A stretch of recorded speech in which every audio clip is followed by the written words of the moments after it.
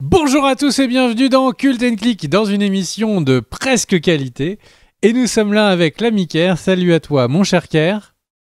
Salut à toi, mon cher Greg. Et coucou les pingouins. Et coucou les pingouins. Là, ça marche. C'est vraiment une machine qui répète tout sur la même intonation. Bonjour à tous et bienvenue dans Cult & Click. On est là pour faire les news de la semaine avec l'ami Ker.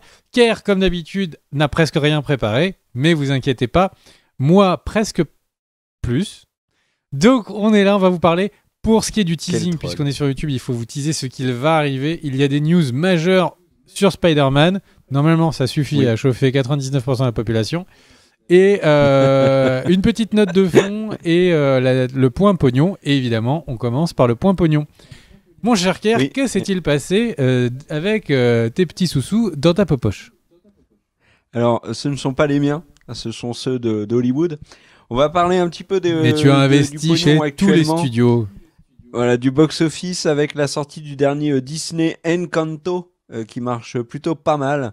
Encanto, puisqu'il est déjà, il a fait un week-end à 44 millions de dollars aux US, et en France, il a signé le meilleur démarrage d'un film d'animation depuis La Reine des Neiges 2. Vous allez me dire, mais c'est incroyable. Oui, mais depuis, il y a eu la pandémie. Et il n'y a aucun film d'animation qui a cartonné au cinéma. Donc, du coup, bon, c'est plutôt pas mal quand même pour Encanto. Il faut le souligner, il y a également le nouveau Ghostbuster qui est sorti et qui a déjà dépassé les 100 millions de dollars au box-office mondial. Il a même plutôt bien commencé sa carrière aux US puisqu'il est à 90 millions de dollars. Voilà, et puis sinon au niveau mondial, ce qu'on peut dire c'est que le James Bond est le troisième plus gros succès de l'année avec 750 millions de dollars, que pour l'instant nous approchons de la fin de l'année et qu'il n'y a pas encore de film milliardaire. Et ça, eh ben, il faudrait vérifier. Je crois que l'année dernière, il y avait un film chinois qui avait passé le milliard. Mais là, on n'est pas loin d'une année historiquement faible pour le box-office et pour on va dire, les films milliardaires. Même Fast and Furious, le 9, en est loin puisqu'il a terminé sa carrière à un peu plus de 700 millions. Venom et le 2 est une bien moins grande réussite que le premier puisqu'il est à 470 millions. Et du côté des Marvel, Shang-Chi, Black Widow feront partie et Eternal feront clairement partie des plus gros flops. On va dire flop, mais vous allez me dire le mot est mal choisi, car en effet, je vous l'accorde. En tout cas, des films qui ont rapporté le moins de pognon du côté de chez Marvel. Et on va quand même faire un point la grosse loose. Le point la grosse loose concerne un film qui s'appelle Resident Evil Welcome to Raccoon City, qui est en fait un pot pourri entre Resident Evil 1 et Resident Evil 2, avec un casting qui fait assez peur, en dehors de Kaya Scodelario du Labyrinthe. Et il y a le frère, je crois, de Oliver Queen, de Arrow, qui joue dedans. Figurez-vous qu'il y avait eu déjà 37 films Resident Evil avec Mila Jovovich, et que 2 semaines après avoir mis un terme à la saga, ils avaient décidé de la reboot. Et alors que nous, vraiment, on s'était dit... on s'en fout, nous on s'est arrêté au 1, les 36 suivants on les a pas vus, c'était devenu vraiment n'importe quoi, donc on n'était pas loin du crossover avec Cats, donc là on s'en foutait nous. Et ben ils en ont quand même refait un, qui est quand même plus fidèle aux jeux vidéo, mais le public lui en avait absolument rien à faire. 5 millions de dollars aux États-Unis pour son premier week-end. C'est ce qu'on appelle un énorme gigaflop. Et en France, c'est 100 000 entrées pour son premier week-end. Personne ne va voir Resident Evil. Voilà. Est-ce que tu as vu, mon cher Greg, Resident Evil ? Est-ce que tu fais partie des rares élus qui ont eu la chance de voir le film adapté de la saga Alors, écoute, j'ai envie de te répondre que pour l'instant, non. Et je pense que ça va rester comme ça. Par contre, j'ai vraiment prévu... j'ai vraiment un gros projet personnel. Si cette vidéo dépasse le million de likes et ses 27 millions de vues comme à son habitude, eh bien, nous allons utiliser l'argent de YouTube pour aller au cinéma voir Encanto ce week-end avec ma compagne. Donc, on compte sur vous. Hein. Le pouce bleu, c'est important. D'accord. J'ai un abonnement illimité, mais bon, voilà. C'est pour le popcorn. Il y a également le Ridley Scott House of Gucci qui est sorti, qui apparemment est moyen bof. Contrairement au précédent film de Ridley Scott, The Last Duel, le dernier duel, dont vous pouvez retrouver la critique sur l'excellente chaîne Cult & Click, qu'on vous conseille. D'ailleurs, si vous n'êtes pas abonné, faites-le. Ce sont deux sympathiques et séduisants quinquagénaires. C'est quoi quinquagénaire? 50, non? Bon, on n'y est pas encore en tout cas. Trentenaire génère. Bref, abonnez-vous à Cult & Click. Et toujours est-il que le dernier duel, Ridley Scott en a parlé. Et il a dit que si son film avait floppé au box-office, c'était à cause des jeunes. Donc si vous êtes jeune, j'espère que vous avez bien honte, parce que c'est à cause de vous que Ridley Scott, il est pas content. Voilà. À toi, mon cher Greg, ta news, ta première news, j'espère qu'elle est aussi bien que ma première news, qui était quand même très bien. Et qui était mieux que ta dernière news de la précédente vidéo news. Alors, moi j'ai juste une news comme ça. Visiblement, le film Gucci sur la famille Gucci va se diriger tout droit vers un procès de la production. Enfin, c'est la famille Gucci qui est en train de commencer un procès avec la production, donc ça s'annonce plutôt sympa. Moi, je commence tranquillou. Si vous voulez rien savoir du prochain Matrix, bouchez-vous les oreilles. Il y a un personnage qui a été confirmé dans la communication ces derniers jours et ça peut avoir un petit impact. Donc faites un bond dans 30 secondes si vous ne voulez pas savoir. Attention, c'est prêt. Vous avez eu votre chance.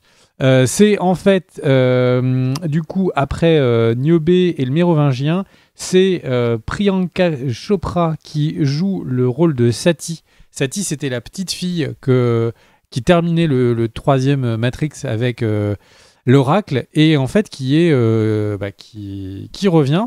Et alors, si comme vous et moi, Sati, vous n'avez pas l'impression que c'est quelque chose d'important, eh bien pour les fans très hardcore qui sont allés presque jusqu'au bout du jeu Hunter the Matrix, eh bien ils avaient eu une scène inédite du film une scène qui avait été tournée avec des vrais acteurs comme dans le film, avec du coup un personnage du jeu et l'Oracle qui était donc dans le jeu vidéo. Si pour l'instant vous ne trouvez pas cette news claire, je vous invite à la regarder avec les sous-titres, ce sera peut-être encore plus dur.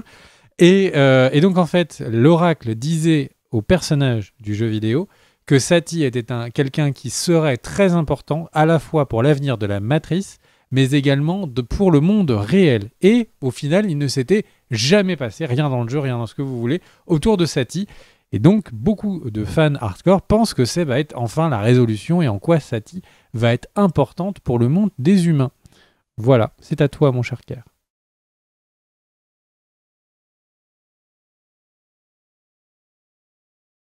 Ah, pardon. Oui, alors tu parlais de Matrix, donc j'ai pas voulu écouter parce que je veux pas me faire spoil le nouveau John Wick. Et du coup, je vais réagir sur Matrix en disant qu'il y a, figure-toi, mon cher Greg, deux excellentes critiques à retrouver sur la chaîne Cult & Click. Je vous conseille de vous abonner. Une première vidéo rétro sur Matrix premier du nom, une deuxième vidéo rétro sur le 2 et le 3 avec certaines personnes qui nous disent, mon cher Greg, que nous n'avons absolument rien compris à la vie. Et aux particules, aux atomes et tous les éléments philosophiques de notre planète nous échappent totalement. Et certains sinon ta news, nous n'avons pas vu le même film.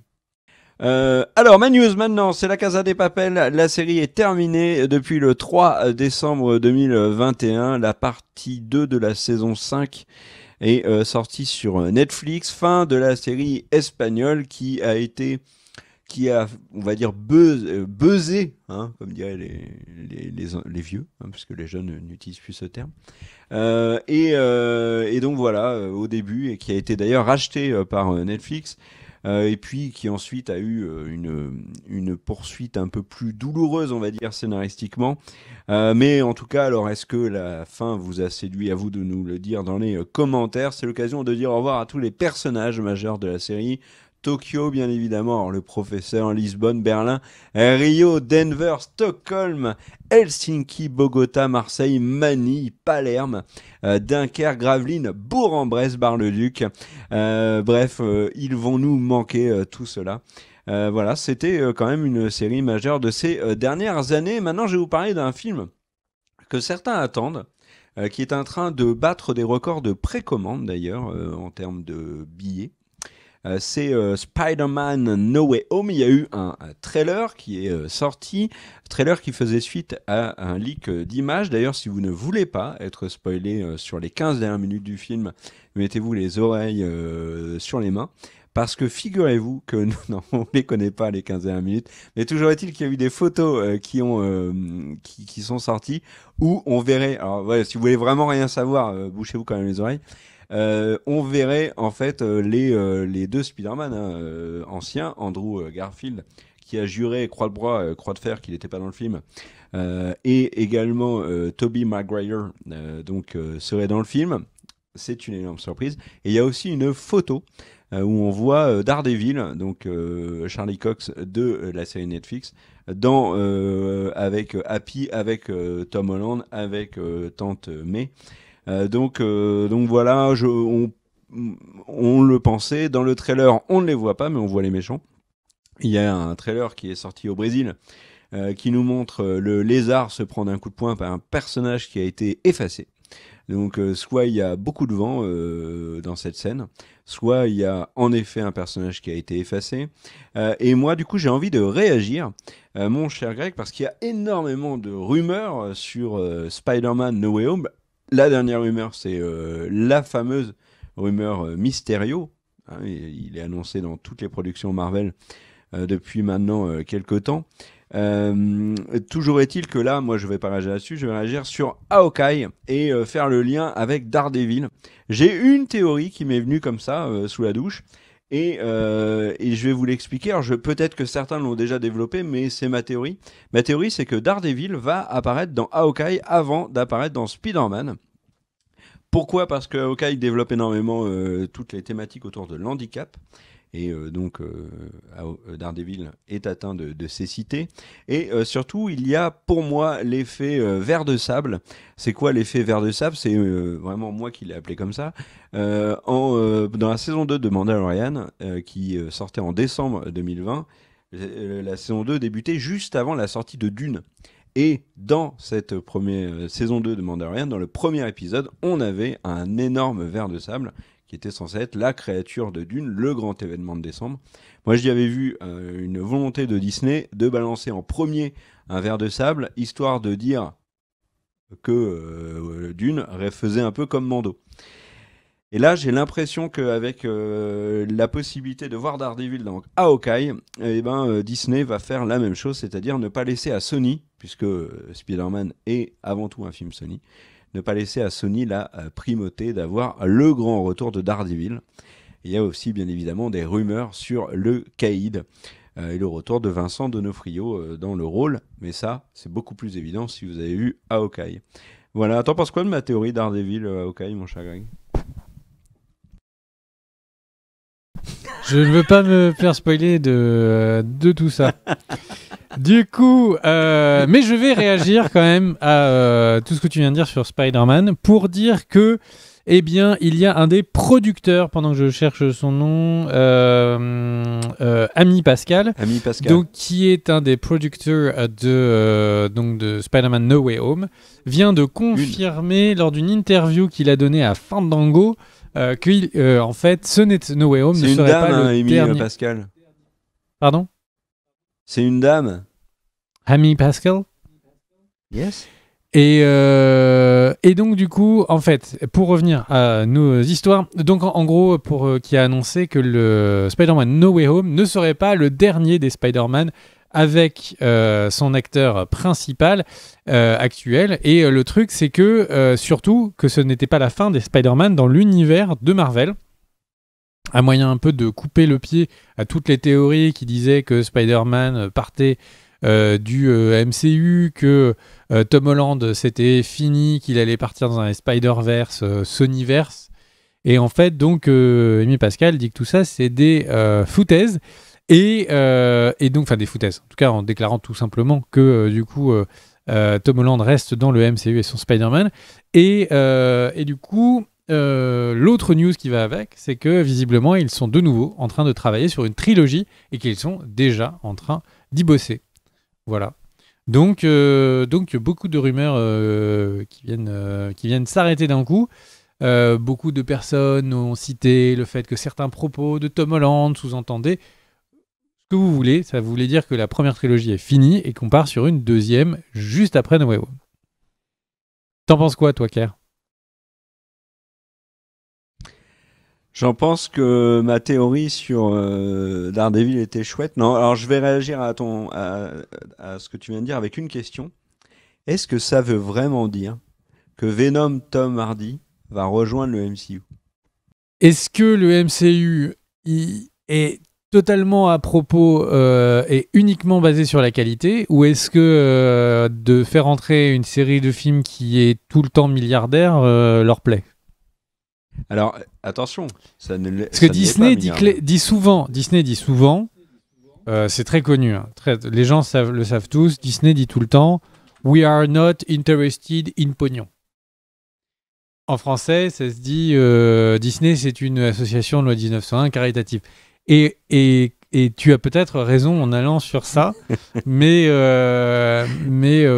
peut-être vois-je le monde de manière trop négative. J'ai l'impression qu'ils veulent gagner des brousoufs et que la question pour eux d'avoir du popcorn ou pas au cinéma, c'est pas une question qui se pose tous les jours, quoi. Tu sais que Venom n'a jamais été milliardaire. Le premier a fait 850 et le deuxième est à 400 millions. Et je l'ai dit dans la news Pognon, ce qui est la preuve par A plus B que tu ne m'écoutes pas, malgré ma voix suave. Mais si je peux te rappeler, normalement, je crois que c'était des gros succès aussi VOD. Oh, comment t'essayes de rebondir ? Oh, bien joué. Bon, allez, à moi, je fais une news. Je peux parler que du premier en plus, puisque le deuxième n'est pas encore sorti. Oui, je vais parler d'un super... Moi, en fait, là, je vais vous parler de trucs qui vont sortir. Et parmi eux, il y a un super-héros qui est mieux que Venom, interprété par Tom Hardy. C'est Peacemaker, interprété par John Cena, qu'on a vu dans The Suicide Squad, qui va avoir sa série et qui débarque en janvier sur HBO Max. Nous n'avons pas, au moment où nous enregistrons cette vidéo, d'informations sur la diffusion française de la série. Est-ce qu'elle va arriver sur OCS ? Est-ce qu'elle ne va pas arriver sur OCS ? Ben, on n'en sait rien puisque j'ai précisé que nous n'avons pas d'informations à ce sujet. Autre info, cette fois nous en avons, le spin-off de Viking qui s'appelle Viking Valhalla arrive sur Netflix le 25 février 2022. Donc voilà, on ne sait pas encore si ça va être toute la saison, ce qui est fort possible, ou des épisodes ici et là, diffusés sur Netflix. Enfin, autre annonce, c'est l'arrivée sur Netflix du nouveau film Massacre à la tronçonneuse, 58e volet de la saga, qui sortira le 18 février 2022. Donc voilà, bloquez votre 18 février 2022 si vous aimez couper du bois avec une tronçonneuse. À toi, mon cher Greg. Eh bien moi, ma prochaine news, c'est pas vraiment une news, c'est un mini dossier qui ne tiendrait pas dans une vidéo dossier suffisamment longtemps, donc je préfère vous le faire dans les news et vous le faire un petit peu plus rapide. Mais c'est un sujet que j'ai trouvé très intéressant. C'est un dossier qui est sorti sur le site /film.com. Ils ont mené une petite enquête auprès de plusieurs ingénieurs son qui ont eu des Oscars, des très grands professionnels du son à Hollywood, en posant une question simple. Pourquoi est-ce qu'on comprend de moins en moins ce que les acteurs disent dans les films ? Alors, ils sont partis de ce constat en se disant qu'autour d'eux, eux-mêmes avaient tendance, alors qu'ils étaient anglophones, à mettre les sous-titres sur les films pour bien comprendre tout ce que les acteurs disaient. Et le dossier est plutôt intéressant et il nomme plusieurs points. Alors, je vais les passer très rapidement. Si vous voulez plus d'informations, allez vraiment sur /film.com et on a l'impression que c'est de la promo rémunérée, mais pas du tout, c'est juste que j'ai trouvé le dossier intéressant. Et du coup, le premier point, c'est l'influence de grands réalisateurs qui veulent que le son reste le plus proche de la prise de son sur le plateau. Et il citait par exemple Nolan comme étant un des réalisateurs qui fait le plus de portions de scène où on ne sait pas comprendre, enfin, on ne peut pas comprendre ce que les acteurs disent, et en prenant par exemple l'exemple de Tom Hardy avec son masque dans le Dark Knight, où en gros, avec son masque, on comprenait pas tout, mais Nolan, pour faire plus réaliste, s'est dit, je m'en fiche, si on ne comprend pas toutes les phrases de Tom Hardy, je ne le retravaillerai pas, ça fait juste plus réaliste. Le deuxième point, c'est les acteurs, avec de moins en moins d'acteurs qui viennent du théâtre et de plus en plus d'acteurs qui sont formés uniquement à la vidéo. Et la formation au théâtre oblige les acteurs à savoir porter leur voix pour que les personnes qui sont dans les rangs les plus loin puissent comprendre ce qui se dit. Et évidemment, il y avait Tom Hardy qui était pris en exemple, puisque en anglais, c'est vrai que Tom Hardy est très difficile à comprendre. Et pourtant, dans cette nouvelle génération d'acteurs, ça ne lui pose pas tant que ça de problème à avoir des nouveaux rôles. Ou en tout cas, c'est pas quelque chose sur lequel il a l'air de bosser. Le troisième point, c'est le respect sur les grosses productions au niveau donc du tournage, le respect de la prise de son, où visiblement, comme tout est poussé sur le travail de la lumière, de l'éclairage, du placement de la caméra, d'avoir à chaque fois les visuels les plus importants, et bien du coup, l'équipe son est relayée un peu au loin. Et si par exemple leur perche, puisque c'est avec un micro comme ça, avec une perche qui prenne le son, si cette perche est trop proche ou qu'elle fait une ombre, on va juste leur dire mettez votre son plus loin, mettez votre perche plus loin, ou prenez juste avec un micro éloigné le son. Il y a d'autres aspects, mais il y en a un sur le fait qu'il y a une accumulation d'effets audio pour distordre la voix qui, d'après certains ingé-sons, est en train de créer de mauvaises habitudes qui déforment un petit peu les effets. En fait, ce serait un mix entre les personnes qui font du sound design, qui créent des ambiances musicales tout en essayant de le mixer avec les voix. Et visiblement, pour l'instant, les trouvailles ne sont pas bonnes. Et après, il y a le fait que le son ne doit pas être fait de la même manière suivant l'endroit où il est diffusé. Et donc, en fait, ils vont d'abord mixer le son pour le cinéma, qui donc n'a évidemment pas les enceintes qu'on peut avoir à la maison. Et donc, c'est une raison très simple qui fait que le son, du coup, est très différent de ce que vous entendez au cinéma à la maison. Peut-être moins de basse, peut-être que du coup, les voix sont moins claires. Et après ce deuxième mix est fait, donc après ce mix est fait un deuxième mix qui est fait pour les plateformes de streaming. Et donc pour les plateformes de streaming, du coup, le son va être compressé. Donc pour ceux qui connaissaient l'époque des MP3, le 192, le 160, le 128. Et donc le son est beaucoup plus compressé qu'il ne l'était en Blu-ray. Et donc c'est un élément qui baisse encore un petit peu la qualité. Et puis une fois que ces deux plateformes ont été mixées, il y a le mix pour la stéréo, donc les gens qui n'ont que, et une grande partie des gens, ou nos téléphones par exemple, n'ont que deux enceintes, la droite et gauche, et donc souvent, visiblement, les équipes disent qu'elles n'ont pas le temps ou très peu de temps pour faire ce mix-là. Et donc, quand on écoute en stéréo, ou juste au casque, on a la version qui a eu le moins de temps, la version la plus dégradée. Et après, les dernières raisons qui étaient évoquées sont sur le fait que comme ça fait plus d'une dizaine d'années que c'est comme ça, qu'il y a moins de respect sur le tournage, qu'on leur dit d'aller plus loin, que le mix stéréo a moins de temps, etc., et bien tout simplement, ça s'installe dans les mœurs et que du coup, les équipes de son n'ont plus vraiment de raison de se battre puisque c'est un peu un état de fait et du coup, les choses se dégradent très lentement. Voilà. Pour ceux qui sont très sons, j'espère que ça vous a intrigué comme moi. Pour si vous avez plus envie, allez voir le dossier de Slash Film. Moi, j'ai trouvé ça super intéressant parce qu'effectivement, écoutant les films en VO, je trouve que de plus en plus, il y a des scènes où on ne comprend pas tout ce que disent les acteurs. Et en fait, en voici quelques-unes des raisons principales. Et je vais du coup laisser la parole à Kerr pour la news suivante. Oui, moi, mon cher Greg, je vais juste te donner une petite info comme ça, qui était une info sans surprise, mais qu'il est agréable d'entendre. Arcane, la série animée League of Legends, aura une saison 2, toujours avec le studio français Fortiche, qui est un studio relativement balèze. Certains diraient Imba. Toujours est-il qu'il y aura donc une saison 2, et on a hâte de voir ça. Par contre, c'est pour 2023. Autre info, Kobe Smulders reprendra son rôle de Maria Hill dans la série Marvel Secret Invasion. Elle va donc retrouver Nick Fury dans cette série. Et Emilia Clarke. Et Emilia Clarke, exactement, qui va faire son grand début dans le MCU. Emilia Clarke, Daenerys, bien évidemment, dans Game of Thrones, pour ceux qui ne le savent pas. Certains peut-être se rappellent surtout d'elle pour son rôle dans Terminator. Mais vous êtes relativement peu, il faut bien le reconnaître. Sinon, le 23 novembre, mon cher Greg, il y a eu une sortie étonnante, j'ai envie de dire, et qui pourrait faire l'objet d'un petit débat entre nous. C'est la diffusion des 5 premières minutes de Jurassic World Dominion, qui sont vraiment réussies, puisqu'on y voit essentiellement que des dinosaures. Franchement, c'est très cool. Avec un flashback il y a 65 millions d'années. Alors, il y a eu débat, hein, parce que notamment, on voit le T-Rex avec des plumes, etc. Donc, on voit qu'il y a une prise en compte quand même de certains travaux de paléontologues de ces dernières années. Bon, ça reste complètement fictif, bien évidemment. Ils mélangent des dinosaures qui n'étaient pas de la même période. Enfin bon, bref, peu importe. Et puis ensuite, il y a un passage à de nos jours et on voit le T-Rex de nos jours se balader. C'est la suite directe de Fallen Kingdom. Et j'ai trouvé la manière... déjà, ça change du trailer habituel. J'ai surtout trouvé ça très cool. Alors, ils peuvent se le permettre parce qu'en fait, les 5 premières minutes du film ne dévoilent rien sur l'intrigue et sur ce qui va se passer après. Mais si certains films pouvaient reprendre ce principe-là, ça pourrait être sympa. Et si certains très mauvais films pouvaient juste diffuser les 5 dernières minutes également du film, ça serait très cool.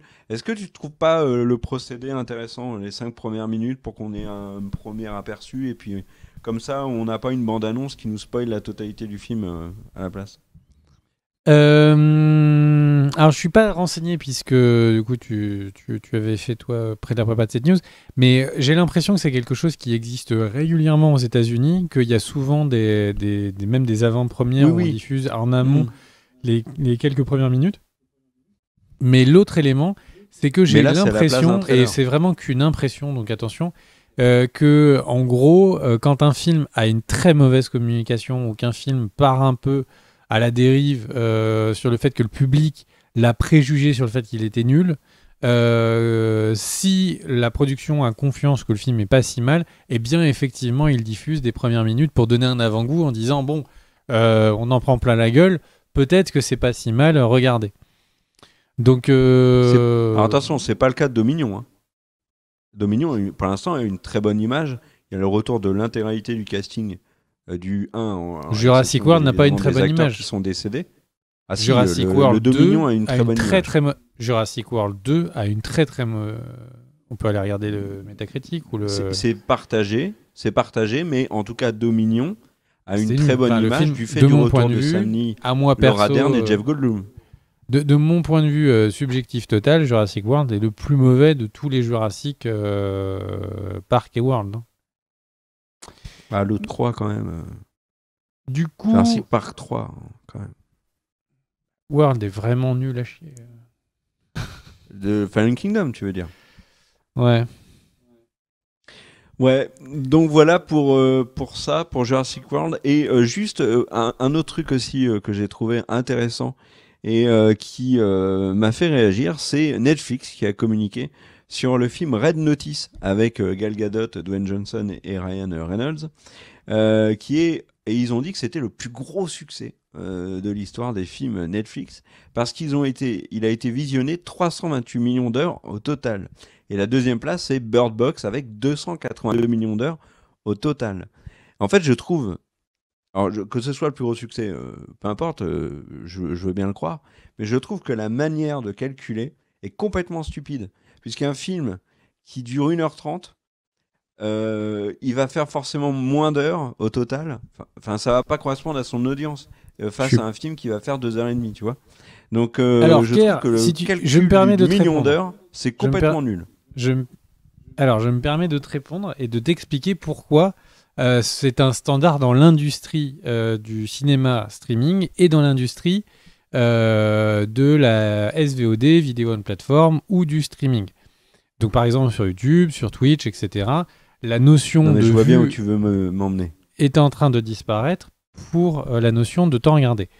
Il y a deux raisons principales à ça. La première, c'est tout simplement parce que, en fait, le temps regardé, c'est un moyen de savoir combien d'engagement il y a eu, à quel point les personnes, en fait, ont regardé un film. Donc, comparé avec une vidéo YouTube.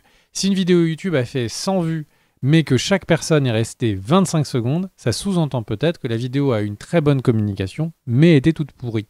Si une vidéo a fait 50 vues, mais que tout le monde l'a regardée jusqu'au bout, ça veut dire que la vidéo était très qualitative. Et donc, c'est un moyen à la fois de parler de succès et à la fois de parler d'engagement. Et la deuxième raison à ça, c'est qu'en fait, Netflix, YouTube, Twitch, c'est pas que des diffuseurs de contenu, c'est des gens qui payent de très très gros serveurs avec des très très grosses bandes passantes.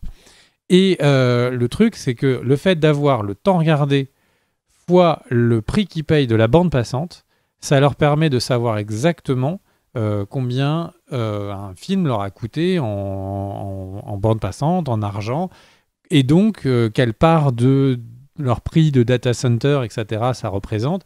Donc pour eux, en fait, le fait de savoir que les gens regardaient en flux, et que c'est un moyen très simple de connaître et de maîtriser leurs coûts. Donc de savoir qu'un film a généré énormément de succès, énormément d'engagement, sous-entendant que il y a plus de chances que les gens vont se réabonner parce qu'ils ont été contents, ils ont regardé jusqu'au bout. C'est extrêmement vital pour Netflix. Et j'insiste, ça fait déjà quelques temps que c'est un vrai standard de l'industrie.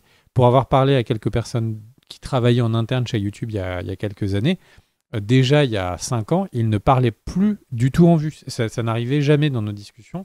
Ils ne parlaient qu'en temps regardé. Et l'algorithme lui-même qui fait qu'on nous propose des vidéos, de ce que j'en ai compris, en tout cas de ma connaissance d'il y a 5 ans par rapport aux équilibres de YouTube, n'était plus calculé uniquement que sur le temps regardé et pas sur les vues d'une vidéo. Mais voilà, ça, je suis d'accord avec toi. Mais le truc, c'est que c'est encore une fois une manière malhonnête de la part de Netflix de dévoiler leurs chiffres. Ils pourraient très bien juste communiquer le nombre de personnes qui ont vu le film entièrement. Sauf que là, ils prennent bien évidemment ceux qui l'ont vu pendant 20 minutes qui ont lâché l'affaire, ceux qui l'ont vu pendant 1 heure qui ont lâché l'affaire, et puis au final, ceux qui l'ont vu totalement. Mais ça n'empêche pas qu'un film qui va durer 1 heure et demie va être désavantagé dans ce calcul par rapport à un film qui dure 2 heures et demie. Pas du tout. Je comprends bien cette notion de temps passé. Pour Netflix, c'est le plus important. Mais dans la communication et pour se rendre compte réellement d'un succès d'un film, pour moi, c'est pas comme ça que ça doit fonctionner. Mais, et encore, tu vois, sur un film, pour une série, c'est plus compréhensible, j'ai envie de dire. Parce que il devrait y avoir un pourcentage, par exemple, pour savoir une série, voilà, c'est un gros succès parce que on a 90% des gens qui sont allés jusqu'au bout. Tu vois, comme on le voit, par exemple, dans les jeux vidéo avec les différents succès, etc. Là, pour un film, globalement, Red Notice, je pense pas qu'il y a énormément de monde qui l'a lancé, qui s'est arrêté en disant bon, c'est nul, je passe à autre chose. Ça va être quand même un casting, t'as une dynamique dans le film, alors même s'il est très moyen, qui fait que tu vas aller le voir jusqu'au bout, parce que t'as Dwayne Johnson, Gal Gadot, Ryan Reynolds. Donc, je sais pas, je trouve que le calcul en millions d'heures de vue n'est pas le bon, comme celui qu'ils avaient fait sur The Witcher, où ils avaient décrété que c'était le plus gros succès de l'année, parce que si tu l'avais vu 10 secondes, tu avais vu toute la série. Ce qui était quand même extrêmement gonflé, parce que c'était l'année de la fin de Game of Thrones, et que tout le monde savait pertinemment que Game of Thrones avait mis une énorme branlée à The Witcher. Excusez-moi pour le langage. Voilà. À toi, mon cher Greg. Mais en fait, le truc, c'est que tout ça, c'est des instantanés et des visions du prisme d'une réalité. C'est si tu reprends ton point pognon au début, il y a des films qui font beaucoup d'argent parce que, et je me remets il y a quelques années parce que les disparités étaient encore plus grandes. Quand un film faisait un énorme carton en Angleterre, on disait que le film était plus successful financièrement, mais c'est juste parce que les places en Angleterre étaient plus chères. Et donc, s'il marchait un peu moins bien en France, ça pouvait ne même pas se voir dans les chiffres, puisque en Angleterre, c'était un méga carton et que la place valait presque 2 fois le prix le prix de la place en France. Donc en fait, tout ça, c'est des instantanés qui peuvent trahir des éléments, mais tu peux pas dire à Netflix qui, eux, en interne, ne doivent sans doute que regarder le temps regardé. Ils doivent même plus regarder... Ils doivent avoir leur nombre d'abonnés et le temps regardé comme étant leur valeur phare, de dire ils communiquent dessus, c'est pas la bonne valeur. C'est la bonne valeur pour eux. C'est combien d'argent ça coûte, combien de temps les gens sur leur plateforme ont regardé. Ils doivent sans doute regarder combien ça a représenté un film ou une série du temps que les gens se sont connectés à Netflix. Par exemple, ça me paraîtrait assez logique qu'ils se disent Squid Game, ça représente 90% du temps que Whoopi était sur Netflix ce mois-ci. Et ça leur permet de se dire, cette série, il faut qu'on la finance 8 fois parce qu'elle justifie un abonnement pour Whoopi. Donc en fait, le temps regardé, c'est vraiment vital pour eux. Et quand Netflix dit notre plus grand ennemi c'est Fortnite, et c'est vraiment le temps qui est important pour eux. Le temps parce que bande passante, parce que abonnement. Donc tu peux vouloir toi ta métrique à toi pour toi, et c'est légitime, mais Netflix a vraiment raison d'utiliser cette métrique pour eux. Après, la communication... Là, tu parles pour eux, moi je parle de communication. Là pour moi, ils utilisent ça pour faire mousser le succès de Red Notice et pour relancer un coup de promo dessus. Mais à chaque fois, ils utilisent une nouvelle manière de communiquer sur des chiffres. On est toujours dans le même problème. De 1, on n'a aucun moyen de vérifier. 2, on se perd complètement dans les manières de présenter les choses. Et du coup, ça nous trompe. Voilà. Ok, je t'entends. Passons à la news suivante qui justement parle un tout petit peu de Netflix. Vous savez, les boutons sur les télés Netflix, Free, Prime Video, que sais-je, ou Disney+, eh bien, en France, vont être interdits par les autorités. Donc l'Assemblée nationale a mis ce qu'on appelle une mission flash.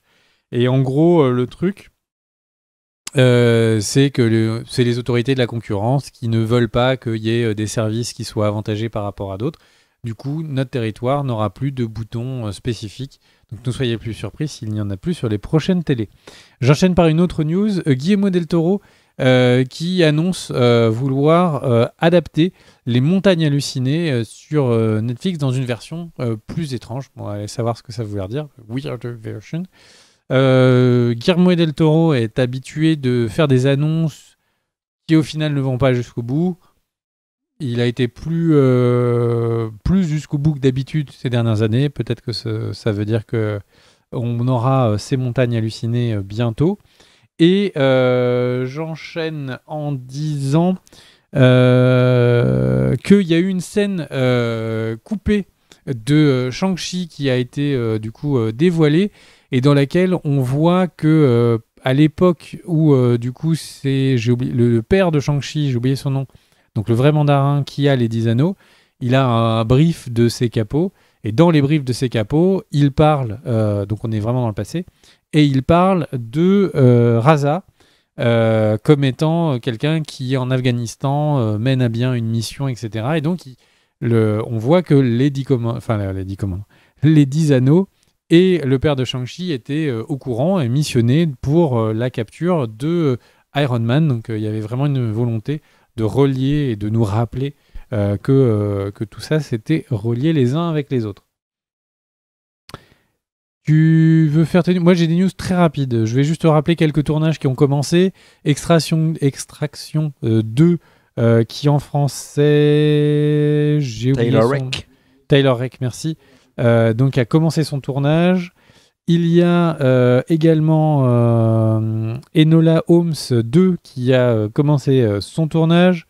Même qui a plus qu'avancé son tournage, ils sont en cours.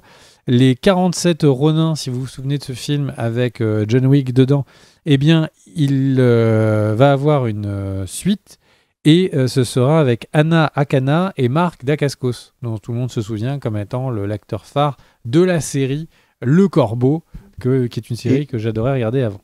Et Craig Freeman. Accessoirement, c'est le méchant de John Wick 3. Tout à fait. Il y a un lien avec Keanu Reeves.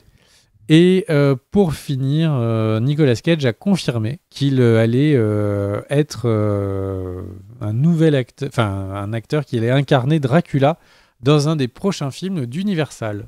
Est-ce un retour direct au cinéma de notre acteur, l'acteur favori de Kerr, ou est-ce encore l'annonce juste d'un prochain film direct tout DVD, tout Blu-ray, je sais même pas comment on peut dire, parce que maintenant même le direct tout plateforme de streaming, SVOD. En fait, il y a des trucs qui sont super stylés. Et Nicolas Cage a vraiment gardé son segment comme ça dans le cinéma, mais voilà, en tout cas il a l'air d'être très fier. Tu sais que cette année il a fait une entorse. Il a fait une entorse au fait de faire que des films un peu direct ou SVOD, puisqu'il a fait Pig avec le fameux cochon, qui paraît-il est bien. Tu sais, alors déjà, non seulement les critiques sont très bonnes, il y a plusieurs viewers de Cult & Click qui nous avaient dit de le regarder. Et figure-toi que là, il y a les premières nominations qui tombent pour les différentes cérémonies qui arriveront début 2022. Et Pig est pas du tout menacé, il est nommé. Et Nicolas Cage aussi. Donc ça pourrait être une grosse surprise. Et moi, mon cher Greg, je sais que tu as envie de savoir ce qui sort au mois de décembre sur les différentes plateformes. Donc voilà, c'est le moment calendrier. Note les trucs qui te plaît. J'ai vraiment regardé ce qui pouvait potentiellement te chauffer au mois de décembre. Vous aussi qui regardez la vidéo, notez très rapidement. Le nouveau film de Jane Campion vient de sortir sur Netflix, c'est The Power of the Dog. Il paraît que c'est excellent, c'est avec Benedict Cumberbatch. Je ne l'ai pas encore vu. Il y a la saison 4 de la colo du Crétacé Jurassic World en animé qui est sorti le 3 donc décembre sur Netflix. Sinon, Titans, la saison 3 arrive sur Netflix et c'est le 8 décembre. Donc vous verrez avec de nouveaux personnages dans cette série. On y retrouve notamment Batman, qu'on avait déjà vu dans la saison 2. C'est, je pense, potentiellement un bon indice sur... Alors, quoique c'est pas du tout fait, hein, mais sur Peacemaker pourrait aussi arriver du coup sur Netflix, puisque Titans, c'est HBO Max. Donc avant, c'était la plateforme de DC, maintenant c'est HBO Max. Comme Peacemaker. Il y a un projet de Darren Aronofsky avec Will Smith, qui suit Will Smith en fait, qui s'appelle Bienvenue sur Terre. C'est sur Disney+, et c'est également le 8. Le 10, on a un film Prime avec le héros, Riz Ahmed, le héros de la série qu'on avait beaucoup aimé. Voilà, j'ai plus le nom. Vous cherchez Riz Ahmed et vous allez retrouver cette formidable série de HBO Max, HBO dont on avait parlé. Night Manager Non, Night... Exactement, The Night Of. Night Of. Merci. Merci. Impardonnable, le 10, c'est un nouveau film Netflix avec Sandra Bullock après Bird Box. Le sujet est complètement différent. Le 10, c'est un jour également que tu vas aimer, mon cher Greg. C'est la diffusion de The Expanse saison 6, la dernière sur Amazon Prime. Alors ça doit être le début de la diffusion, en l'occurrence. Alex Rider saison 2. Sauf si Bezos dit qu'il veut pas que ce soit fini. Exactement. Rappelez-vous. C'est lui qui dit quand ça se finit ou pas, The Expanse. Voilà. Alex Rider, la saison 2 était très chouette. Elle commence le 14 décembre sur OCS. Le 15, Superstore, qui est arrivé sur Prime et sur Netflix, aura sa dernière saison, la saison 6, sans America Ferrara. The Witcher 2, The Witcher saison 2, c'est le 17 décembre, notez-le bien. Le 17 décembre. Le 21, il y a un gros événement sur Prime, c'est le film Being the Ricardos, avec donc Nicole Kidman et Javier Bardem. C'est un biopic qui est réalisé et écrit, mon cher Greg, par quelqu'un qu'on adore, et c'est pour ça que j'en parle. C'est Aaron Sorkin. Donc ça, c'est direct Amazon Prime. Pas de sortie ciné pour le nouveau film de Aaron Sorkin. Emily in Paris, qui avait été une des surprises de Netflix. La saison 2 débarque le 22 décembre. Et le 24, on a... là, les deux derniers que je te fais, c'est les deux plus gros événements, peut-être pour moi en tout cas, de décembre. Le 24, on a le film Don't Look Up, qui c'est Déni Cosmique en français, qui sort sur Netflix, avec un casting absolument de taré. DiCaprio, Jennifer Lawrence, Meryl Streep, Jonah Hill, etc., etc. Un casting de fou, furieux, et un sujet qui est, je trouve, génial. C'est l'apocalypse. Il y a des scientifiques qui préviennent les autorités que on va tous crever. Et en fait, on est dans la situation actuelle du déni total, comme par exemple les problèmes climatiques. Là, c'est l'apocalypse. On dit, oh, peut-être pas, on verra. Bon, bref, ça a l'air très drôle. Les bandes annonces m'ont donné énormément envie. Et le 29, pour terminer l'année, c'est le premier épisode de The Book of Boba Fett sur Disney+. La série sur Boba Fett qui fait qu'on n'a pas de The Mandalorian en 2021. Voilà, mon cher Greg. C'est quoi le truc que tu as retenu ? Eh bien, les matchs de Noël de la NBA dont tu as pas parlé, mais desquels tu pensais très très fort quand tu as parlé du 24 décembre. Ouais. T'as vu que cette nuit, le Thunder a pris 73 points de retard face aux Grizzlies. C'est le plus gros écart de l'histoire de la NBA. Il y a, et du coup, pour réagir par rapport à ça, de très loin, le Book of Boba Fett. Alors moi, de très loin, je vais être honnête, c'est Don't Look Up. J'ai hyper envie de voir ce film. Mais c'est vrai que Boba Fett aussi, et bien évidemment The Expanse. Surtout que le dernier trailer de Boba Fett, moi je suis pas le plus grand ouf de fan de Boba Fett. Mais bon, le dernier trailer, on se dit, c'est dans l'ambiance Mandalorian, ça vaut peut-être le coup. Ouais. Et juste, alors je l'ai retiré parce que j'ai trouvé que c'était des news complètement bidons. Bah, j'en parle juste vite fait. Mais le nombre de séries Star Wars prévues pour l'année prochaine est juste ouf. Si je me trompe pas, il y en a 4. Il y a 4 séries, 4 confirmées.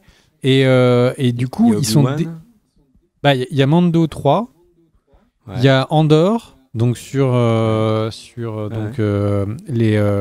du mec de Rogue One. Il y a Obi-Wan. Non, c'est pas la suite, c'est un préquel. Oui, c'est le préquel. Il y a Obi-Wan aussi, et j'oublie le 4e. J'oublie le 4e ou je ne sais plus. Et en fait, pourquoi je voulais en parler ? C'est peut-être une série animée. Ah oui. Exactement. Et le truc, c'est que la communication est en train de commencer sur la série donc de 2023, donc dans l'univers Star Wars. Et donc, il y a plein de sites sur news et rumeurs, sur quel personnage il va être fait, puisque ça va être un personnage qui est un nouveau personnage créé pour la série. Donc, je parle de la série d'Ahsoka Tano. Et certains disent que ça va être une Dark Sith, d'autres côté la fille du général Thrawn, l'amiral Thrawn. Enfin bref, donc du coup tout ça pour dire que ça fait beaucoup de Star Wars l'année prochaine. J'espère que ce sera de la qualité des 2 premières saisons de Mando. Et j'ai envie de dire, on va vite voir avec ce retour à Boba Fett. Est-ce que tu as d'autres news, mon cher Greg ? Eh bien, mon autre news, c'est qu'il n'y a pas d'autres news et on se retrouve pour une prochaine vidéo très vite. N'oubliez pas, petit challenge prank YouTube, 1 million de pouces pour qu'on puisse acheter du popcorn. On a frôlé le million la dernière fois. Nous étions à 900. Donc, on se retrouve pour des nouveaux bisous et des nouvelles vidéos et surtout de la presque qualité. Ça, on ne ment jamais. Des bisous. Ciao, ciao. Ciao.